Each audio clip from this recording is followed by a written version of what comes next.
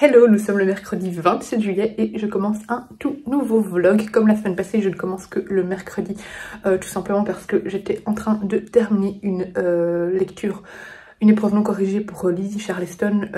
Donc voilà, je commence seulement aujourd'hui un livre dont je peux directement vous parler. Cette semaine, je crois qu'il va pouvoir, il y a moyen qu'il y ait pas mal de lectures. Parce qu'à partir de demain, mon compagnon part quelques jours en France chez un ami, enfin à peu près une semaine en fait. Et Enzo va être quelques jours aussi, je crois que j'aurai Enzo 2 jours sur la semaine de mercredi à mercredi, donc ça veut dire que j'aurai le temps de lire, même si j'ai quelques petites choses de prévues. Donc il y a moyen que je lise pas mal. J'ai craqué hier mon No Buy. Et aujourd'hui aussi d'ailleurs. Voilà, j'en pouvais plus. J'avais envie d'acheter des livres et du coup j'ai craqué. J'ai commandé sur internet la version hardback des 5 orphelins inadoptables, enfin le roman de Hanatuk. C'est Claire de Chute Jolie et Marine de Summary's Books qui m'en ont parlé vraiment en bien. Et en hardback, il est aussi beau que le hardback de Nevermore, et j'ai peur d'avoir la même blague que pour Nevermore et de galérer à trouver parce que une fois qu'il n'est plus en hardback, ça se trouve, il le rééditeront pas. C'est des beaux hardbacks avec des dessins sur la couverture en dur, donc qui est cachée sous la couverture papier. Donc voilà, j'ai craqué, là j'attends que normalement il devrait arriver samedi, je pense, le 30 juillet. Donc voilà, et alors aujourd'hui, en fait je regarde régulièrement sur Vinted si les tomes de la saga de Meurtre au pépite au chocolat sont disponibles à des prix abordables parce qu'il y en a plein qui vendent ça super cher. En gros ça revient quasi au prix du livre neuf si vous l'achetez en ajoutant les frais de livraison, etc. Donc c'est complètement stupide. Donc voilà, bref. Moi je les ai tous lus sauf le dernier qui est sorti. Mais en fait j'ai que Meurtre et pépite au chocolat dans ma bibliothèque parce que les autres c'est à ma soeur. Donc j'ai dû les lui rendre, je n'ai pas pu les lui voler. Or j'ai envie de tous les avoir dans ma bibliothèque. Et bref, du coup ce matin je vais voir sur Vinted et il y avait Meurtre et tarte au citron meringué qui était disponible avec celui que je n'ai pas, Meurtre et caramel beurre salé, je crois que c'était ça, à 16 € pour les deux. Et c'est 15 € le tome, donc j'en ai eu pour moins de 20 € pour les deux à la place de 30 si je les avais achetés en neuf tous les deux. Donc voilà, j'ai craqué, j'ai foncé, mon no-buy est foutu. Je vais essayer de pas trop acheter, de continuer à bien diminuer ma palle cet été. Mais clairement, là maintenant, il y a des achats que j'ai envie de faire. J'ai tenu un mois, c'est déjà très bien. J'ai déjà pas mal diminué ma palle, fait du tri, etc. Pas mal lu, donc je suis quand même contente de moi. Et je vais essayer de continuer à la dégommer un max cet été, avant de recevoir toutes les sorties de la rentrée littéraire. J'ai commencé ce matin, mais j'ai vraiment pas lu beaucoup, j'ai lu 30 pages, je suis au chapitre 2. Retour à Moussouni, je suis très en retard sur ce SP. Bon, avec Bayard, normalement, on n'a que un mois de délai, mais ça, je trouve ça toujours abusé. Mais bref, là par contre, en général, je respecte le 1 mois plus ou moins. Là, je suis très en retard. Je l'aurais bien commencé en hiver parce que c'est un roman très hivernal, très froid, mais voilà, j'ai déjà assez de retard, je vais pas attendre l'hiver en plus. Comme souvent chez Bayard, Milan, c'est des romans qui lisent très vite, donc il fait 470 pages je pense, mais je crois qu'il sera lu assez rapidement, même si aujourd'hui j'ai pas le temps de lire, mais à mon avis d'ici demain ou vendredi il sera fini. Et ici en fait on va au Canada, mais vraiment dans des paysages bien froids du Canada. On va suivre un jeune homme qui a appris en fait que sa mère lui a menti depuis toujours et qu'en fait elle a été mariée à son père, qu'il a vécu avec lui pendant 4 ans et que en fait il a eu un accident de la route avec lui quand il avait 4 ans et il avait bu au volant et du coup la mère de ce jeune homme a décidé de quitter ce père pour le protéger l'enfant parce que son comportement n'était pas ok évidemment, et du coup elle est retournée vivre en Allemagne. Et en fait à ses 18 ans il va décider d'aller retrouver son père parce que donc il a appris la nouvelle et il a décidé d'aller renouer avec ses origines, retrouver son père, savoir qui est cette autre moitié de lui. Et du coup c'est comme ça qu'il se retrouve au Canada à Moosonee. Et en fait son père était une des premières tribus natives au Canada. Voilà, donc c'est je ne sais plus le nom de la tribu, je ne sais plus. Mais bref, c'est vraiment un natif de l'Amérique et donc tribu indienne. Et donc voilà, c'est très prometteur, franchement pour le moment j'aime beaucoup, j'ai pas lu beaucoup mais je trouve ça vraiment... ça promet des belles descriptions au niveau des paysages et ça promet surtout une vraie évasion. Donc je vous en parlerai quand j'aurai un peu plus lu, mais voilà pour le début de ma lecture de la semaine. Alors on est jeudi 28 juillet.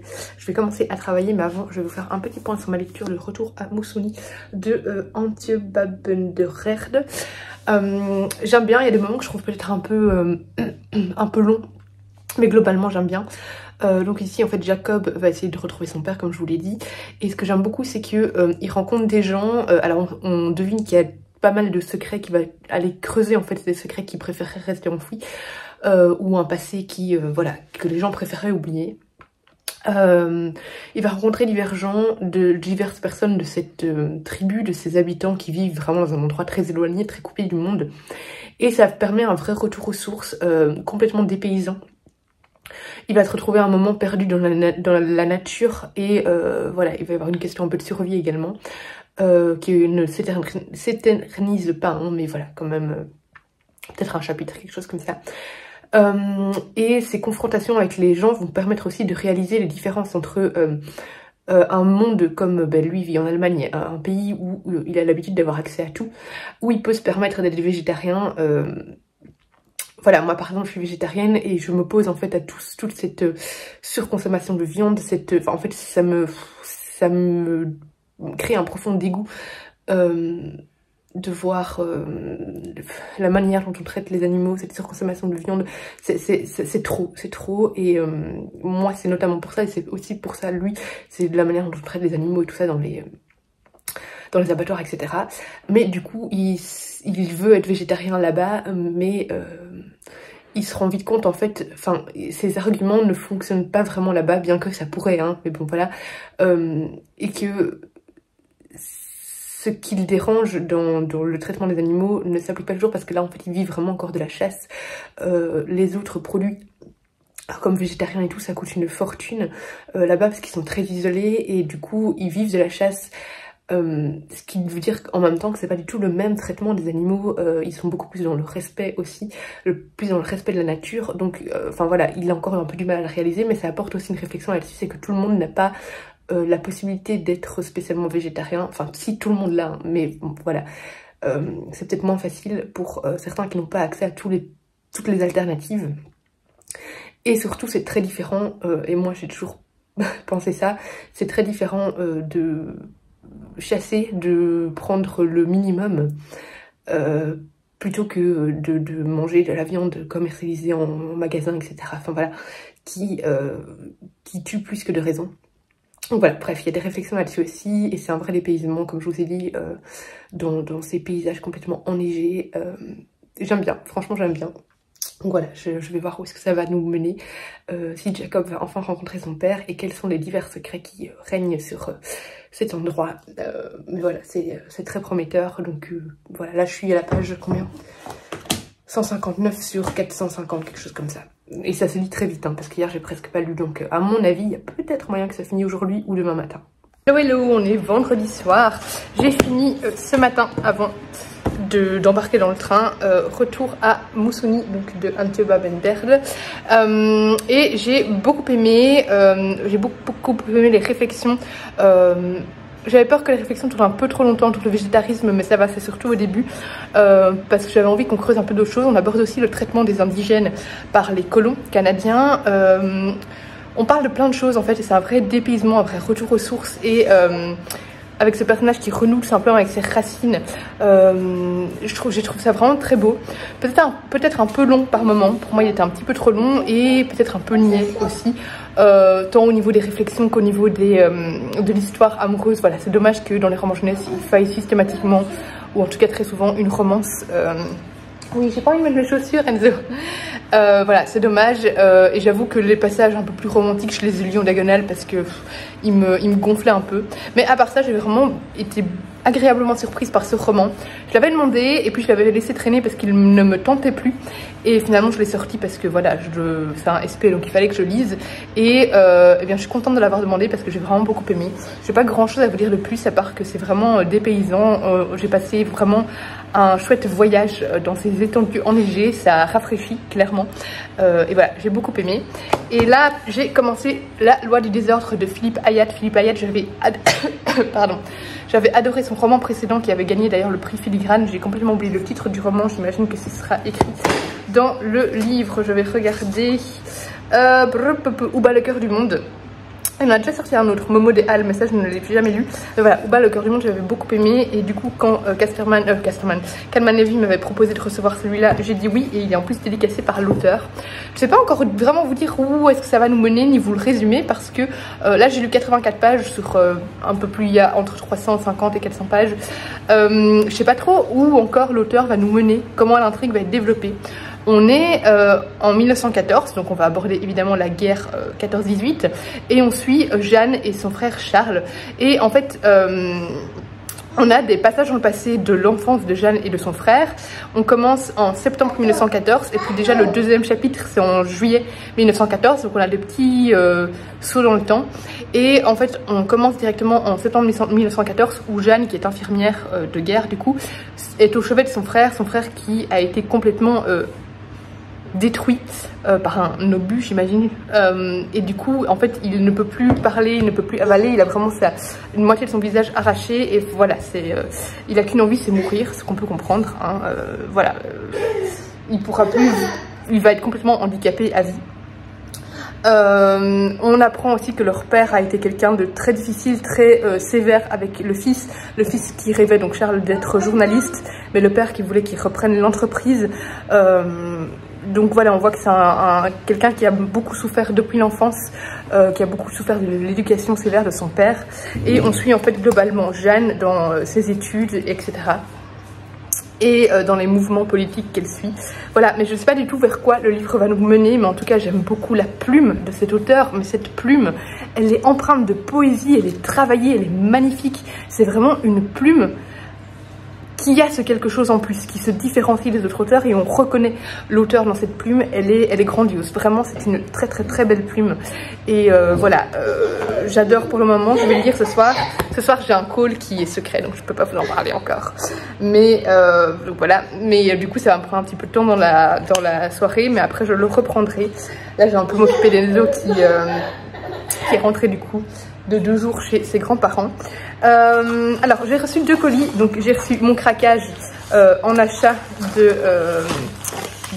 mon premier craquage, d'ailleurs je pense que c'était mon premier craquage dans mon Obeuil qui est désormais raté. Et je pense que demain, si je vais à la chasse aux livres organisée par Céline, c'est pas encore sûr parce que ça dépend de mon organisation, vu que je fais un spectacle à Villers-sa-Ville le soir. Ça risque d'être un peu voilà, compliqué, mais je vais essayer d'y aller. Et si j'y vais, il y aura un passage en librairie, donc ça pue. Mais donc j'ai reçu, je vais essayer de le sortir. Tu peux tirer là-dessus. Tire sur le colis. Non, tu ne me sers à rien. Oh, il est trop beau. Donc j'ai reçu Les Inadoptables. Je ne sais pas c'est quoi le titre en français. Je crois que c'est les 5 inadoptables. Enfin bref, là j'ai reçu en version anglaise pardon, de Anna Took. Il est sorti chez PKJ en français, mais moi je voulais vraiment en version anglaise. Alors déjà parce que j'aimerais bien recommencer à lire un peu plus en anglais. Il y a une période où je lisais que en anglais et où j'avais un peu arrêté parce que j'en perdais mon français, tout simplement. Je lisais que en anglais. Et là maintenant, je lis plus en anglais tout simplement parce que pour une question de rapidité. En français, je lis plus vite, même si je lis assez vite en anglais. Moi, je parle très bien l'anglais, donc voilà, j'ai pas de difficulté à lire l'anglais. Mais quand même, c'est pas ma langue maternelle, donc je lis un petit peu plus lentement forcément. Mais du coup, ça me manque de lire en anglais, donc j'aimerais bien essayer de relire plus de livres en anglais. Donc là, je l'ai pris en VO pour cette raison, mais surtout parce que la couverture en anglais, je vais soulever la petite couverture ici pour vous la montrer. Vous voyez la couverture en dur. Attendez, je vais la retirer complètement parce que je pense que c'est recto verso. Oh mon dieu. Voilà ce qui est en dessous de la couverture papier. Regardez-moi cet objet livre quoi. Il est mais sublime. Donc voilà, il me le fallait en anglais, c'était obligatoire. Donc je l'ai commandé. J'avais pas envie d'avoir la même blague que pour Nevermore où le tome 1 édité dans une super belle version comme ça en anglais n'est plus vendu en librairie. Le tome 2 et 3 oui encore, mais celui-là en version hardback, vraiment belle version comme ça, il ne l'est plus. Je l'avais trouvé en seconde main du coup, mais un peu plus abîmé et plus cher forcément. Donc voilà, et alors j'ai reçu un autre colis, et ça je pense que c'est le colis qu'une gentille autrice m'a proposé de m'envoyer, une autrice belge. Je pense que c'est ça. Elle m'a contacté cette semaine et ça vient de Belgique, donc ça devait être livré normalement cette semaine. Oui, c'est ça. Donc c'est Au-delà des ombres de Sophie Kester. Voilà, elle m'a parlé de son roman sur Instagram et le résumé qu'elle m'en a fait et la manière dont elle en a parlé m'a vraiment donné envie de le découvrir. Donc voilà, il sera parfait pour l'été, j'aime beaucoup la couverture. Donc j'ai accepté parce que c'est une autrice belge, je pense. En tout cas, le livre est édité en Belgique, c'est chez 180 éditions. Et j'ai envie de promouvoir les romans belges tout simplement, et si je peux aider des auteurs qui sont peut-être un peu moins visibles sur Instagram, voilà. Et en plus le résumé m'a vraiment donné envie, donc c'était très prometteur. Donc écoutez, on va regarder ça, enfin on va le lire bientôt, peut-être la semaine prochaine, je verrai bien. Mais en plus j'ai fait la règle, si je lis directement les livres que je reçois, ce n'est pas un craquage du no-boy. De toute façon là c'est pas un no-boy, c'est une réception. Voilà, bref, je vais aller cuisiner, peut-être changer une vidéo parce qu'ils sont pas bons. Et puis je vous reprends. Alors il est 23 h, je suis prête à aller dormir. J'ai avancé un petit peu dans ma lecture, le live a fini vers 21h15, quelque chose comme ça. Et donc depuis j'ai repris un petit peu ma lecture. Donc je suis à la page 200 et là je me force à aller dormir parce que je sens que sinon demain je vais être crevée. Mais je suis vraiment à fond dans le roman, j'ai plus envie de le lâcher. On suit donc vraiment Jeanne, principalement en fait avant que la France proclame être en guerre. Et donc on sent vraiment, enfin c'est quelques jours avant, hein, quelques semaines avant, on sent vraiment cette ambiance un peu en attente comme ça, où on ne sait pas trop s'il va y avoir une guerre ou pas, où ça semble encore assez irréaliste, irréalisable, peu probable. Ça semble être quelque chose, enfin une menace qui pèse mais qui ne paraît pas réelle. Jusqu'au jour où bah forcément l'ordre de mobilisation a été lancé et la déclaration de guerre a été proclamée. Et du coup tout d'un coup il y a cette inquiétude, cette angoisse, cette peur qui prend les gens, qui se rendent compte tout d'un coup d'une réalité qu'ils n'osaient même pas imaginer. Voilà, ils se voilent un petit peu la face. Vous savez, un peu comme nous, bon là c'est de la guerre, hein, c'est encore autre chose, mais quand au début de la pandémie on disait tous non mais ça va, c'est loin, ça n'arrivera jamais ici, on n'y croyait pas et tout ça, on se voilait un peu tous la face et puis finalement c'est arrivé. Bah là il y a un peu, enfin il y a beaucoup ce sentiment là, tout ça dans un climat politique assez tumultueux, voilà, parce que bah, y a des gens qui s'opposent à la guerre, qui prônent la paix et tout ça, et voilà, on suit Jeanne là-dedans dans cette ambiance vraiment vrombissante, bouillonnante. Le livre, je trouve, quand on le lit, on a vraiment cette précipitation, alors qui se mêle en même temps à la lenteur liée à la beauté, à la poésie du texte en fait. Mais c'est quand même précipité, c'est quand même vrombissant. Je suis vraiment, enfin moi quand je lis le texte, je suis vraiment sur, enfin voilà, parce que je sais qu'il va y avoir la guerre et tout ça, et je trouve qu'on sent vraiment une tension dans le roman, vraiment une tension qui plane sur le texte. Voilà, je suis vraiment, j'aime beaucoup ce texte, j'aime beaucoup la plume, et voilà, j'ai hâte de le continuer. Là je vais dormir, mais franchement je pourrais le continuer encore, mais demain sinon je vais le regretter.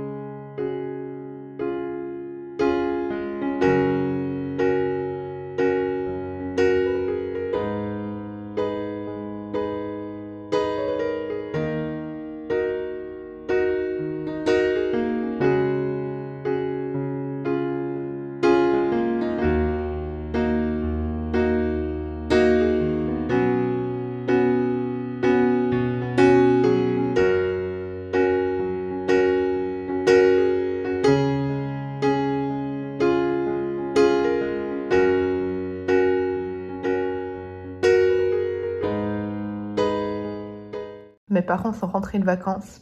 Je les ai vus hier. Ils me connaissent trop bien. Ils m'ont ramené plein de rosés.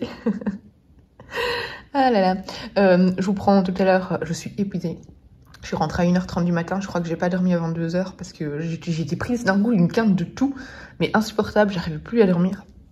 Et là, je réveille à 8h parce que je fais l'anniversaire d'Enzo avec ma famille. Mais du coup, j'ai prévu un repas à midi. Donc, j'ai plein de choses à préparer. Je suis fatiguée. Je vous parlerai du spectacle tout à l'heure quand je suis un peu plus préparée. Du livre tout à l'heure parce qu'il me reste 10 pages à lire et je l'ai fini.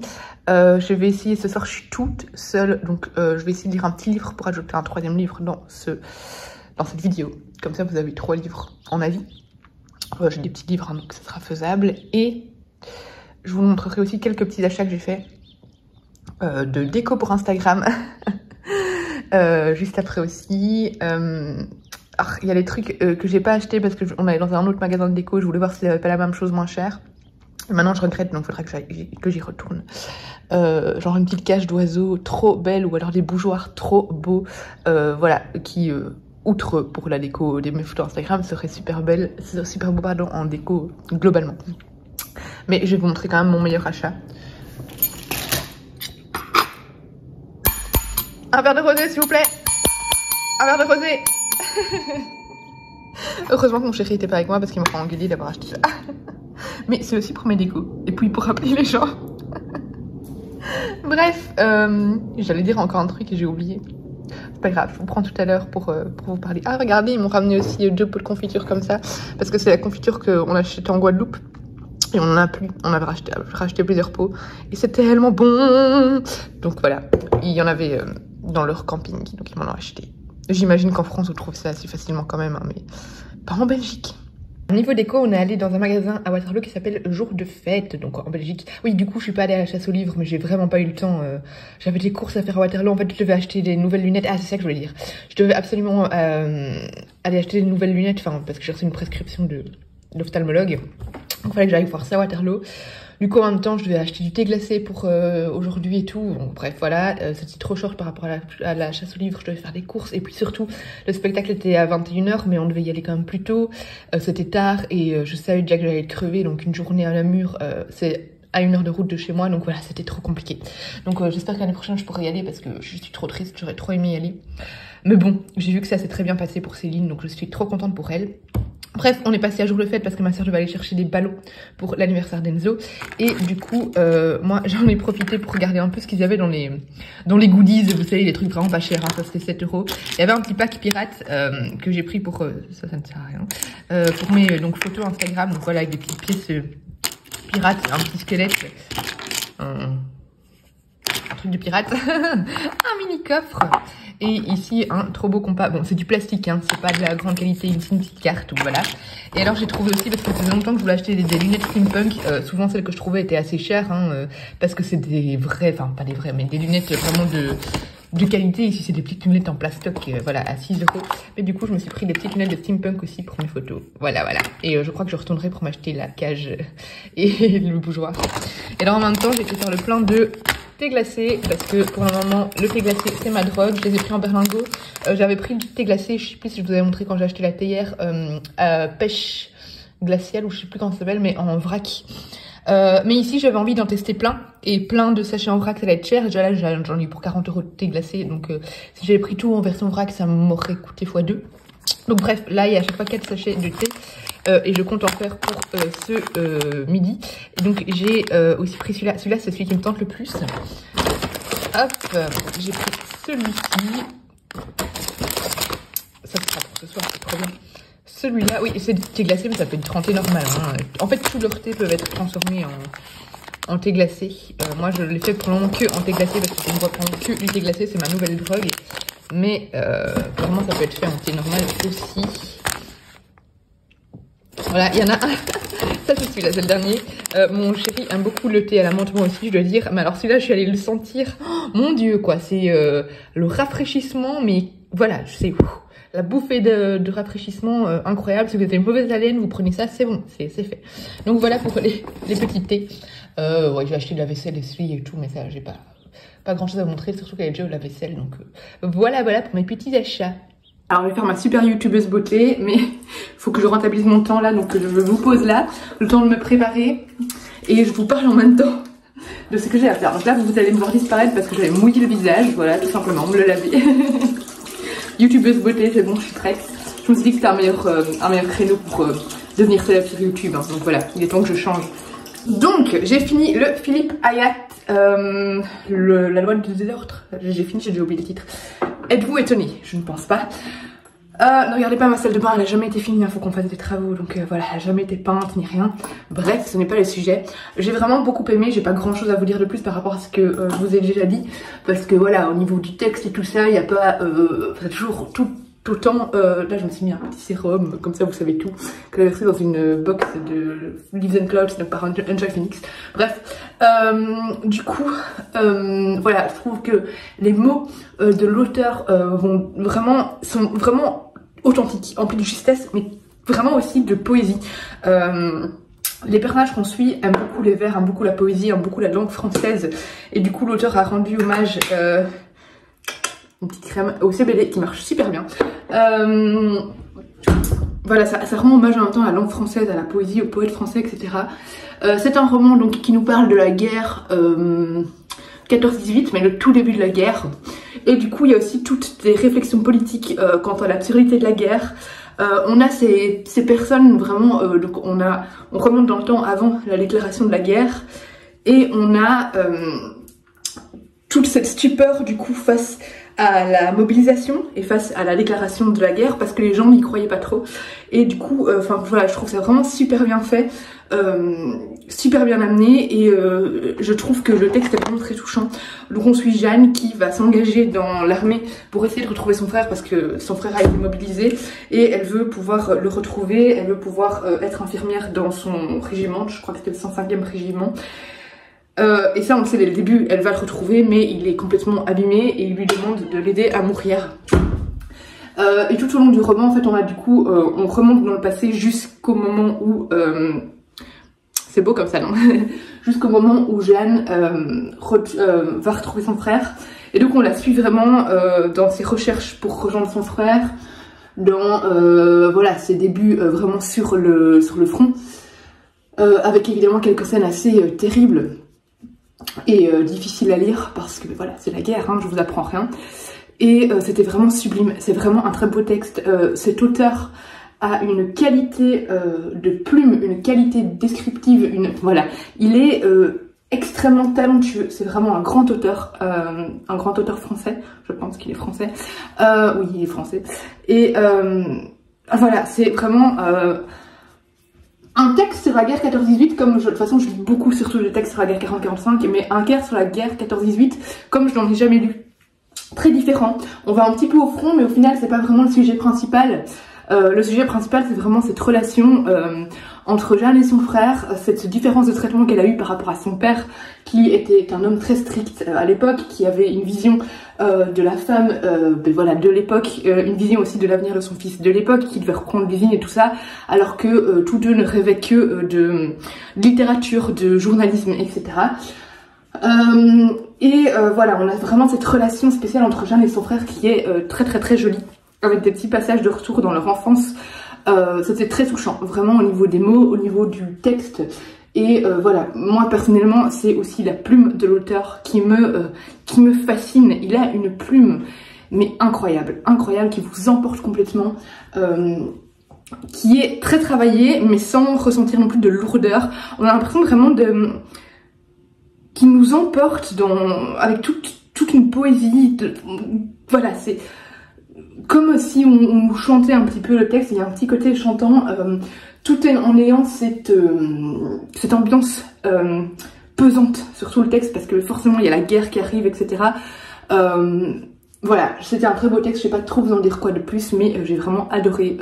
Aucune longueur, aucun moment superflu, des personnages très touchants, chacun à leur manière, même des personnages qu'on voit que pendant quelques pages, leur histoire nous émeut d'une certaine manière.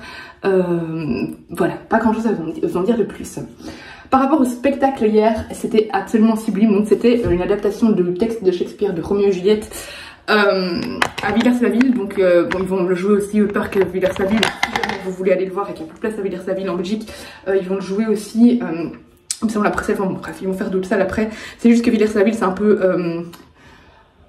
ça a un charme en plus parce qu'en fait c'est dans une, pour ceux qui ne connaissent pas, c'est dans une ancienne abbaye, donc une abbaye en ruine, mais bon, il y a quand même encore pas mal de... Je trouve plus mes mots, bref, il y a encore pas mal de murs. Ah, je trouve plus mes termes, bref, voilà.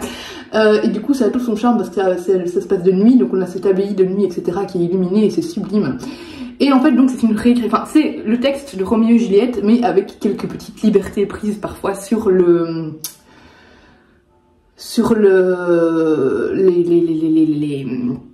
les dialogues, enfin de toute façon c'est que des dialogues, mais bon bref, disons que parfois il y a quelques petits trucs un peu plus modernes, parfois quelques petits belgicismes faits exprès glisser les gens aussi qui ont fait rire, enfin surtout à un moment la nourrice qui prend un accent belge, mais on a bien tous ri.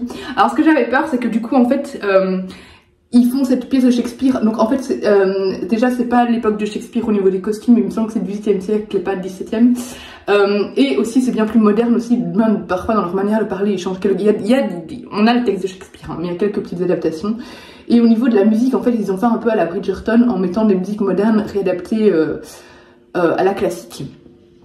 Du coup j'avais envie de danser tout le long aussi, mais il y a aussi un peu un côté dérision de l'œuvre de Shakespeare par moment, avec des personnages, enfin voilà, en fait certains moments transformés un peu à l'humour, des personnages qui ont été un peu, ils ont été, je trouve pas mes mots ce matin, c'est horrible, ils ont été transformés en caricature, notamment le prêtre qui est... pas du tout le prêtre de la pièce de Shakespeare. Moi j'ai lu la pièce de Shakespeare, ça m'a fait rire d'ailleurs parce que même si vous avez pas lu la pièce de Shakespeare, je pense que tout le monde connaît l'histoire de Roméo et Juliette. Et derrière moi j'avais une dame au moment, alors me dis pas spoiler alerte, enfin me dis pas que je vous spoil là, sinon franchement revoyez vos classiques. Quand Mercutio meurt, derrière moi il y a une dame qui fait oh mais jamais enfin. Roméo et Juliette c'est quand même de la culture générale quoi, je veux dire, enfin bref, du coup j'avais envie de lui dire attention, Roméo et Juliette meurt à la fin. Parce que je sais pas, elle était pas au courant.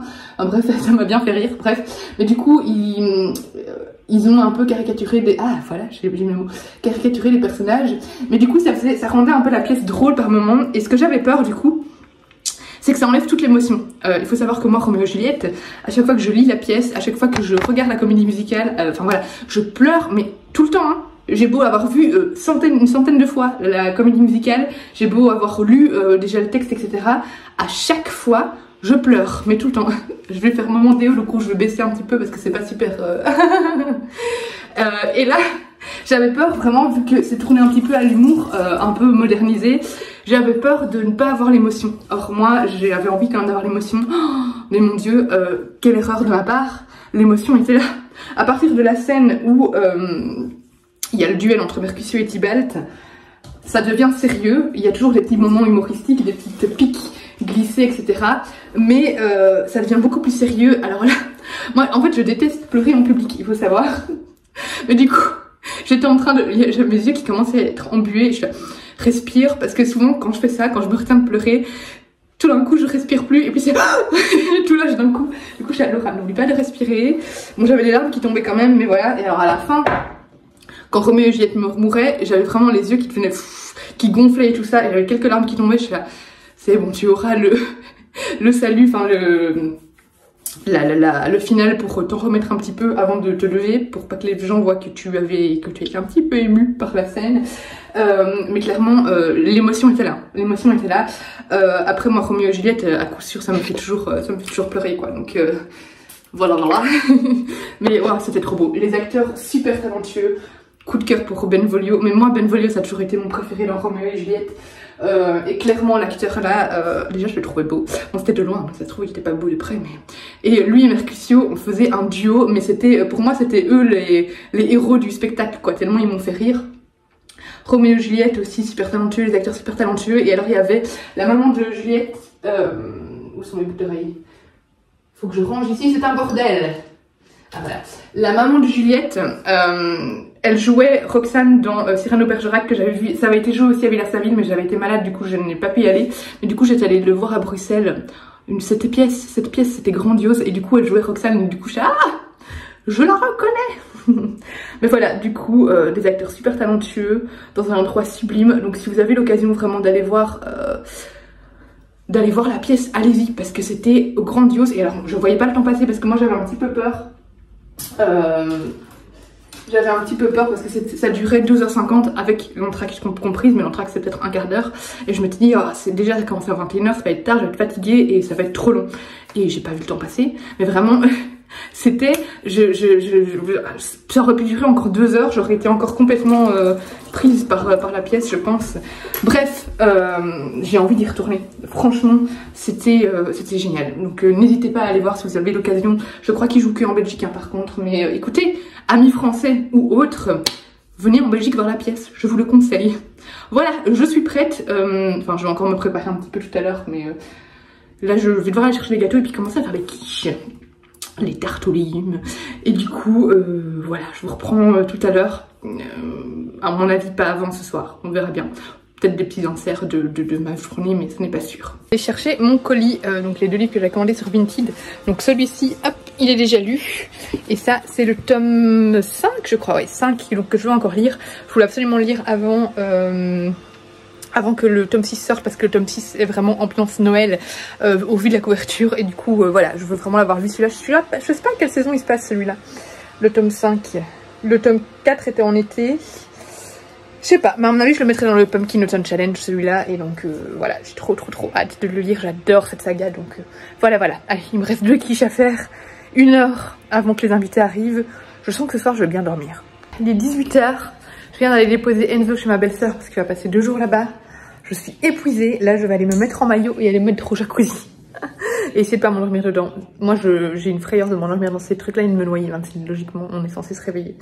J'hésite à commencer soit Écoute la pluie tomber de Olivia Ruiz, ou ça c'est ma maman qui me l'a prêté, le Amélie Nothomb, je crois que c'est celui qui est sorti l'année passée. Je vais prendre celui qui se lit le plus vite, donc je vais regarder. Alors ma maman m'a un peu fait peur parce qu'elle m'a dit que le Olivia Ruiz elle l'a abandonné, enfin mis de côté, elle me l'a rendu parce que c'est le mien. Et elle a dit qu'elle le reprendrait après parce que autant elle avait adoré La commode au tiroir de couleur, autant celui-là elle n'arrive pas à rentrer dedans. Je vais voir, celui-là on va voir le nombre de pages parce que je crois que la police d'écriture c'est la même chose. Je vais pouvoir en lire un en une soirée, 192, 192, et l'autre Amélie Nothomb, oula c'est écrit très grand, 170. Bon, je vais partir sur le Amélie Nothomb parce que je veux être sûre de pouvoir le lire en une soirée pour pouvoir vous donner mon avis dans ce vlog. Et à mon avis le Amélie Nothomb sera plus facile à lire que le Olivia Ruiz.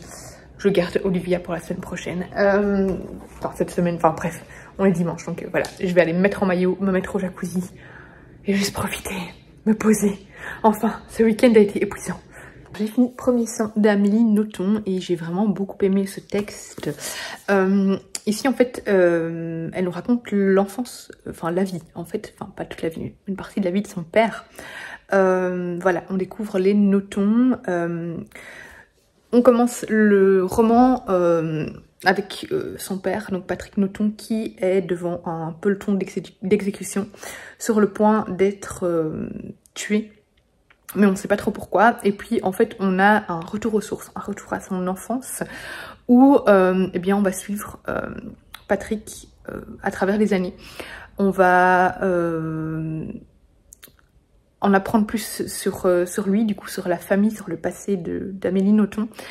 On va voir ce petit enfant qui a perdu son père très jeune. Il a été âgé de 8 mois et donc il a jamais eu de figure paternelle, et il cherche une figure paternelle pour remplacer ce père. Il vient d'une famille, enfin la famille de sa mère est assez aisée. Et à un moment, son grand-père décide qu'il doit aller s'endurcir un peu parce que, d'après lui, il ne parviendra pas à survivre, avec des guillemets, à l'école parce qu'il n'est pas assez endurci, il est trop sensible, etc. Et du coup, à 6 ans, il va être envoyé tout l'été chez la famille Nothomb, donc la famille du père qui est décédé. Et il va découvrir cette famille qui vit dans un château, qui n'est pas vraiment un château, mais voilà, une immense demeure, mais complètement délabrée, qui vit dans la pauvreté. On est en pleine guerre 40-45, où le grand-père est un poète, mais qui ne gagne pas d'argent, où il va prendre la faim. Enfin voilà, il va il va complètement changer de mode de vie pendant ces 2 mois-là. Et en fait, il va faire que demander d'y retourner à chaque vacances. Et du coup, c'est des souvenirs d'enfance. C'est écrit avec beaucoup, je trouve, d'intimité et de tendresse. J'ai beaucoup aimé le ton de la narration. Voilà, j'ai trouvé ça très tendre et très doux. Et j'aime beaucoup cette naïveté qu'a Patrick quand il est enfant. Et puis, il la garde, je trouve, en grandissant. Et voilà, et on voit son évolution, et je trouve que c'est un enfant qui est, enfin, une personne qui est très naturelle, qui prend du plaisir dans les petites choses, qui ne s'emporte pas, du moins c'est l'image qu'on en a, hein, je ne connais pas, on n'a pas la vie détaillée absolument du père, mais on a l'impression qu'eux, ils se laissent beaucoup faire, mais ça ne le blesse pas plus que ça. Voilà, j'ai vraiment beaucoup aimé, ça se lit très vite et ça se laisse lire tout seul, c'est fluide et j'ai trouvé ça vraiment très chouette à lire. On est en Belgique évidemment, donc c'est toujours très chouette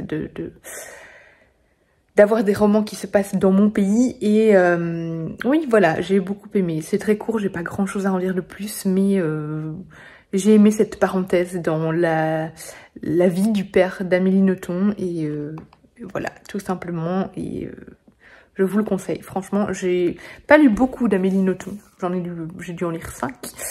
Et je crois que celui-là est peut-être mon préféré. Peut-être. J'avais beaucoup aimé aussi Stupeur et Tremblement. C'est celui-là qui se passe au Japon, je sais plus, je crois que c'était celui-là. Oh, j'ai un doute maintenant, bref. Ah, je sais plus. Est-ce que c'est celui-là qui se passe au Japon? Je crois. Bref. J'avais beaucoup aimé ce qui se passe au Japon, j'en avais lu d'autres aussi. Il y en a un que j'avais pas trop aimé, c'était avec un Bouddha sur la couverture, je me souviens plus du tout du titre, celui-là je l'avais vraiment pas aimé. Mais voilà, globalement j'aime bien Amélie Nothomb, c'est des livres très courts qui se lisent tout seuls. Et voilà. Et ben du coup je vais clôturer ce vlog ici. J'espère qu'il vous aura plu, je ne sais pas s'il sera vraiment très long. Parce qu'au final, j'ai pas tellement lu que ça. Et j'ai un week-end et une semaine d'ailleurs très chargée. Du coup, je vous ai pas beaucoup pris à la caméra. Mais voilà, j'espère que ça vous aura plu quand même. Et on se retrouve de toute façon bientôt pour une prochaine vidéo. Et de toute façon, j'aimerais bien trouver le temps, ça va être dur aussi cette semaine, de vous filmer une vidéo sur mon expérience lectrice Charleston 2022. Voilà, les dernières lectures qu'on doit rendre sont pour le mois d'août, du coup ça va être terminé. Donc n'hésitez pas d'ailleurs si vous avez des questions à les poser en commentaire, j'ai eu déjà plusieurs questions.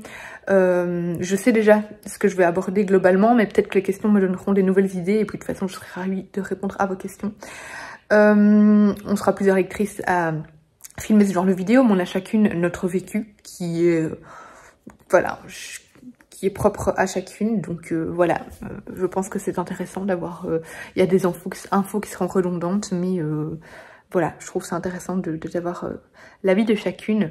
Et bah, du coup voilà, n'hésitez pas comme d'habitude à laisser un pouce vers le haut, à laisser un commentaire et à vous abonner si ce n'est pas encore fait. Et moi je vous fais de gros bisous.